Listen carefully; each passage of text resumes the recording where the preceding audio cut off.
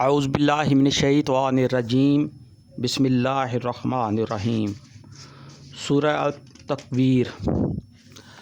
ترش شروع ہوا اور بے رخی برتی اس بات پر کہ وہ اندھا اس کے پاس آ گیا۔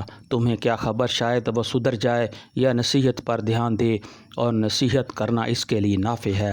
جو شخص بے پرواہی برتتا ہے اس کی طرف تو تم توجہ کرتے ہو، حالانکہ اگر وہ نہ سدھرے تو تم پر اس کی کیا ذمہ داری ہے۔ اور جو خود تمہارے پاس دوڑ آتا ہے اور ڈر رہا ہوتا ہے اس سے تم بے رخی برتتے ہو۔ ہرگز نہیں، یہ تو ایک نصیحت ہے، جس کا جی چاہے اسے قبول کرے۔ یہ ایسے صحیفوں میں درج ہے جو مکرم ہیں، بلند مرتبہ ہے، پاکیزہ ہیں، معزز اور نیک کاتبوں کے ہاتھوں میں رہتے ہیں۔ لعنت ہو انسان پر، کیسا سخت منکر حق ہے۔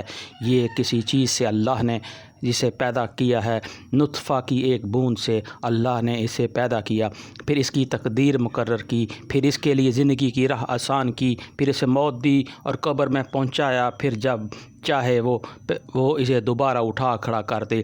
ہرگز نہیں، اس نے وہ فرض ادا نہیں کیا جس کا اللہ نے اسے حکم دیا تھا۔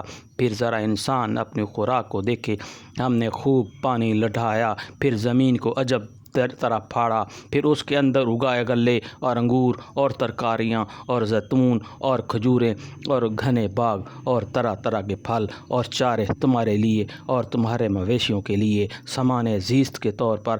آخرکار جب وہ کان بہرے کر دینے والی آواز بلند ہوگی، اس روز آدمی اپنے بھائی اور اپنی ماں اور اپنے باپ اور اپنی بیوی اور اپنی اولاد سے بھاگے گا۔ ان میں سے ہر شخص پر اس دن ایسا وقت آ پڑے گا کہ اسے اپنے سوا کسی کا ہوش نہ ہوگا۔